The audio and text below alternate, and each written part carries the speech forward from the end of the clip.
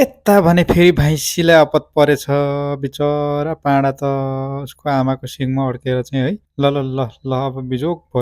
भयो बिजोग छ यस्तो अवस्थामा चाहिँ मान्छेले चाहिँ देखेछ धन्न देख्नु चाहिँ नत्र भने त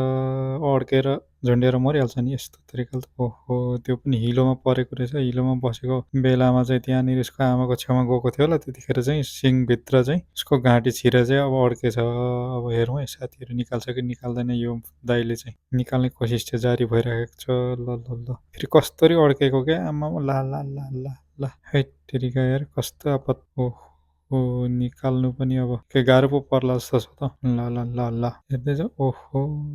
निकै टाइट रहेछ नि हो कस्तरी चाहिँ छिरेछ त फेरि ल हौ हैट धन्नै टाइममा देखेछ नत्र भने दह्रो नोक्सान हुने थियो लु है निकाल्छ कि निकाल्दैन है साथीहरू आफ्नै आमाको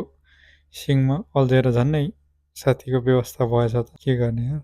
ओहो निस्किँदैन कि क्या हो के गाह्रो तरिकाले फस्यो जस्तो छ त ल है ओहो निकै डरै फस्यो जस्तो छ साथी ला निस्क्यो ओहो साथीको ज्यान बच्यो यार